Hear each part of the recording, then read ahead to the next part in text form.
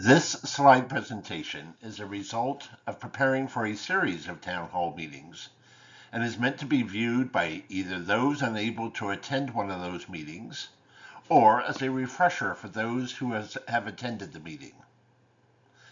The town hall meetings included a 6-stop tour of the campus that served as a visual for those attending. Let's start. Saving Sierra High. Are we being too dramatic with that statement? We think not, and believe everyone here realizes that the time has come for our community to come together and offer solutions, because no one outside of our mountain home is going to do it for us. That's okay, because the one thing the Creek Fire reminded us is that we are mountain strong. It's probably not going to be a surprise to anyone, but this is about a proposed school bond measure.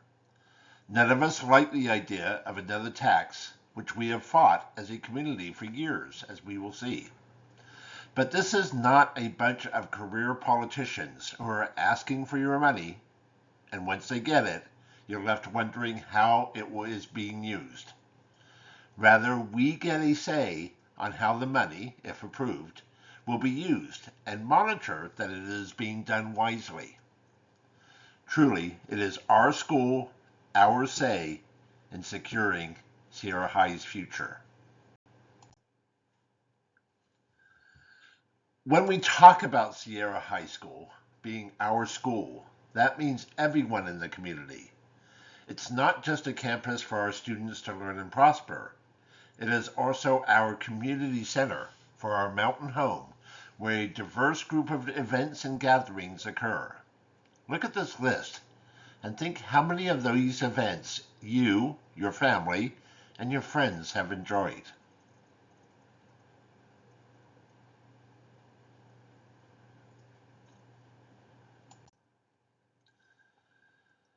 Our school is aging.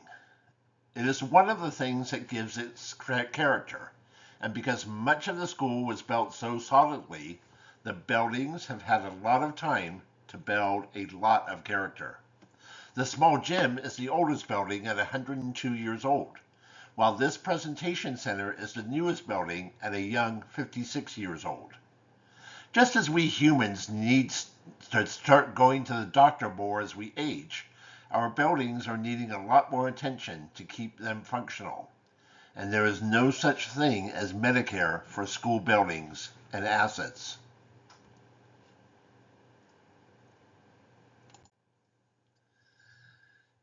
At the town hall meetings, we take a tour of 6 locations that are representative of the needs of the entire school. Attendees see the behind the scenes of the presentation center, the art complex, a classroom and restroom area, the science lab, the library, and the admin building. Participants were given supplies to write down questions, observations, concerns, and priorities. Many questions are answered at the town hall, but if someone felt more comfortable emailing their questions, they were invited to do so. That email address will be available at the end of this slideshow.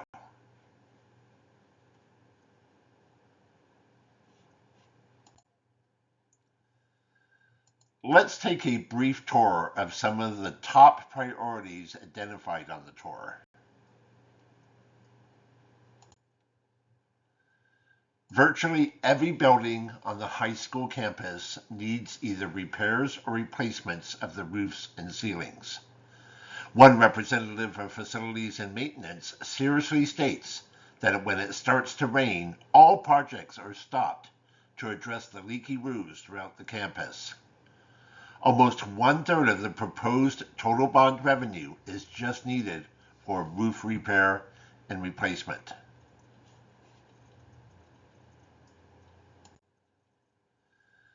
The American Disabilities Act is very specific on what is required for schools with regards to accessibility for disabled students and visitors.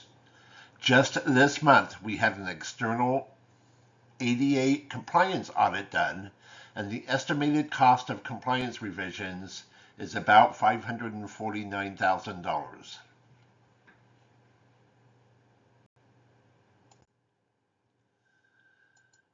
Floors and windows replaced, electrical systems modernized, internet capabilities, fresh coats of paint, along with walls and ceilings that need to be repaired and replaced, are all priorities for the classrooms and other working areas throughout the high school.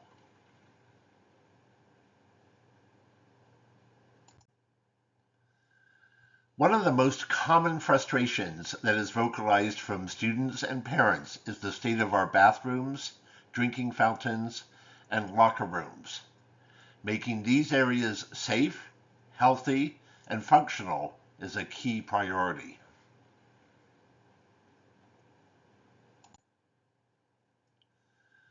Cooling during the warm months and heating during the cold months is vital for setting the best possible learning and working environment.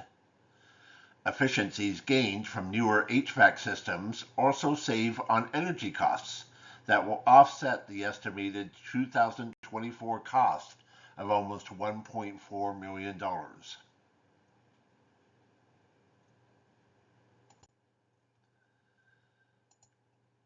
The main focus at our school ag farm is the only new construction project on the horizon, building a much needed barn for our students' animal and fair projects. There are also several wells that need to be modernized, along with some asphalt road repairs. Improvements and repairs have also been identified for the industrial art shops on campus.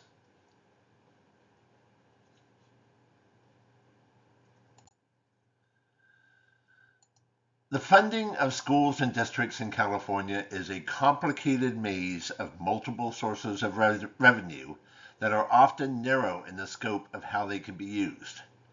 The next slide is only meant to give a very brief look at why normal funding doesn't cover most of the monies needed to repair and replace aging facilities. Sierra Unified is not alone in these challenges, and school districts across the state are faced with deteriorating facilities. The big picture is that most of the funding for schools comes from the state budget, with a lesser but substantial amount coming from local revenue sources. Revenue from the federal government and grants is limited, but every dollar helps. Almost all of these revenue sources pay for the operating of our schools on a day-to-day basis. It pays for the salaries, curriculum, and supplies necessary to open the classrooms to our students each day. When the Howard Jarvis Tax Initiative, also known as Proposition 13, passed in 1978, much of the funding for facilities disappeared, contributing to the decline of many school facilities over the past 40 years. Listed around this wad of money are some of the expense items that compete against each other for budget dollars in every district in California. We've divided these up into three very broad categories that make up a school district's budget. The first is salaries and benefits for all employees, both in and out of the classroom. The second category are operating costs, which include most of the things listed on this slide. As we said before, it is all the things required to bring our students to school each day for a quality learning experience and return them safely home at the end of the day. The third broad category includes all the maintenance, repairs, and capital projects. These three broad categories make up the total annual budget. In our previous slide, we put all the expenses a district may have into three categories that we showed in three equally sized circles. The reality is this is misleading, and our circles should look more like this. The overwhelming majority of expenses for any district's budget are salaries and benefits for all the people it takes to run a school system, including our hero teachers. Operating costs take up the next chunk of the budget. For the purposes of our slide, we've added the salaries and benefits of our facilities maintenance team in the much smaller circle that also includes the cost of maintaining and repairing our facilities. Since Proposition 13 passed in 1978, this is a typical scenario for most districts in California. There is good news at Sierra Unified. Our facilities team have the desire and drive to do many projects themselves that other districts would pay a third party to do. There isn't enough of them to go around, but they deserve a lot of credit for the work that they do daily. We have an entire slide presentation on the funding of schools at our website at savingsierrahigh.org. We've already showed you some of the physical needs of Sierra High School. The monetary answer to why Sierra High School needs a bond measure is simple. Anyone who has remodeled their homes already knows how expensive it is. The state of California has strict rules for facility projects that make it substantially more costly to renovate and modernize to meet their requirements at higher prevailing wages.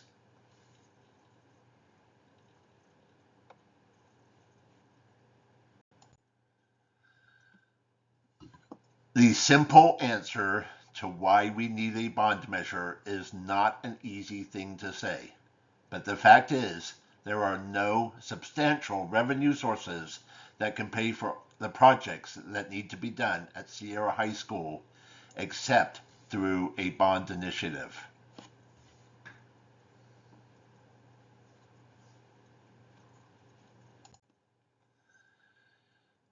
Sierra Unified School District is the only school district in Fresno County that has never had a school bond. Should our school bond pass this November, the red line represents where we would end up compared to other school districts.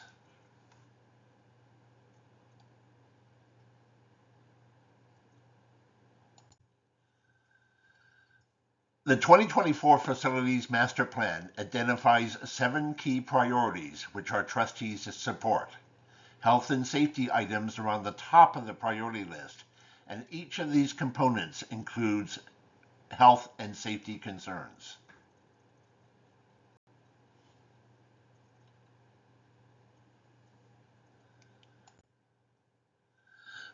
The Facilities Master Plan estimates the cost of the project in 2024 dollars from several different perspectives. This is a summary of those costs. As you can see, most of the cost estimates are not for new construction, but for what is termed modernization. That term can mean a lot of things, but can be thought of as making our structures sound, safe, and reliable for the future. Under modernization, there are 3 systems listed. The site systems include everything outside, but not part of a building. The exterior building systems include everything outside related to the building. Replacing and repairing roofs is a big part of this estimate. Finally, interior building systems include everything inside the buildings that make our classrooms run safely and efficiently in a way that maximizes the potential for learning. As we mentioned before, there is only one new construction project recommended in the master plan, a new barn at the ag farm.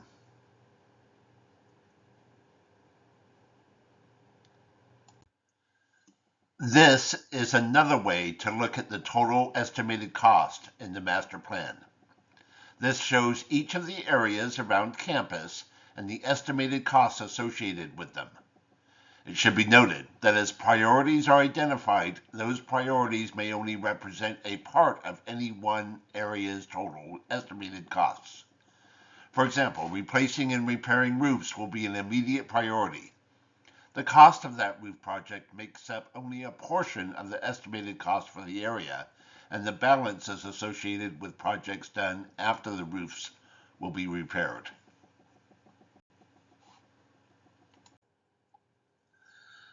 The master plan we have discussed is available to preview online, including at our website. We also have a more detailed presentation of why Sierra High School needs this funding available.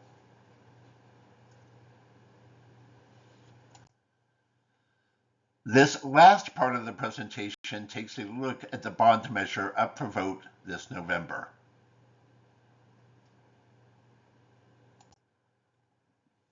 First, let's look at how the bond measure will read on the ballot.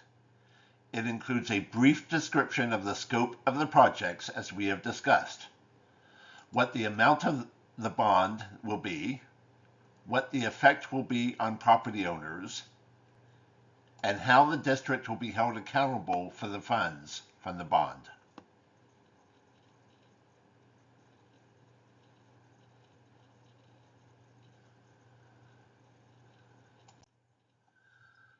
The bond measure is asking voters to approve $24,150,000, which is an amount short of our needs identified in the master plan, which we'll explain shortly. To do this, it is estimated that property owners will pay about $45 for every $100,000 of assessed value. This is not the same as what the property is worth in today's market, and is usually substantially less than the market value. To show this, we chose 5 random properties throughout our mountain community and looked at Zillow's Zestimate of market value compared to Fresno County's assessed value. For example, a property in Auberry having a market value of $244,100 only has an assessed value of $53,981. The bond contribution for this property would be $24 a year.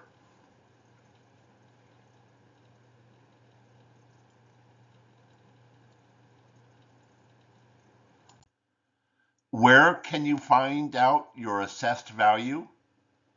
2 places. The first is on your property tax bill, towards the lower right corner, where the value is summarized. You want to look for the net taxable value. You can also go to the Fresno County Assessor's Office website, enter the property information, and it will return the assessed value.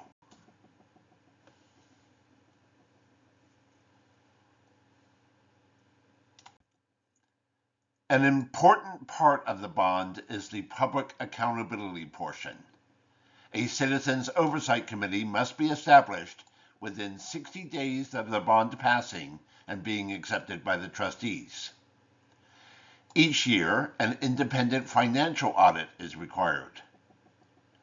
In addition, a performance audit that makes sure monies are only being spent for what was approved to meet long-term goals is also done.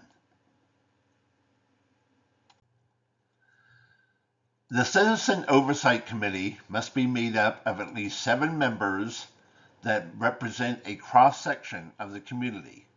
It can't include any district employees.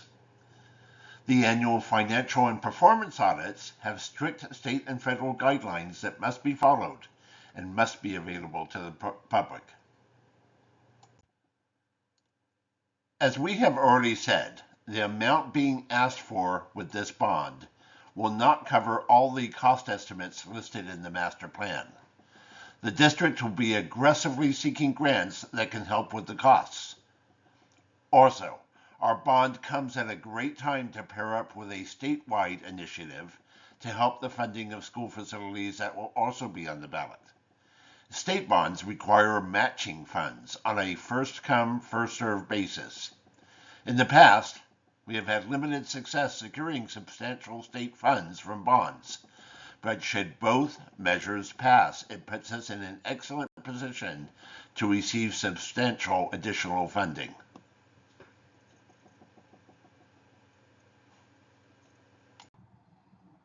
In other words, without our local bond passing, we will have limited dollars to match to the statewide measure. But if both measures pass, between Proposition 2 and available grants, we can potentially more than double the amount of our local bond. There are also provisions in Proposition 2 for both small districts and schools older than 50 years that are promising for Sierra High School. We have more information on the bond measure, including a copy of the full text of the measure at our website.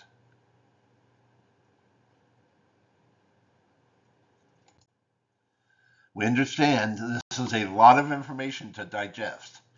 We invite your questions both now or feel free to email us at any time. How can you help? There are two important ways. First, talk to people about the bond and what you have learned. Encourage them to visit our website, email their comments and questions, and attend future meetings. Second, don't forget to register and vote, and encourage your family, friends, and people you come across to do the same. We thank you for your interest and for watching this presentation.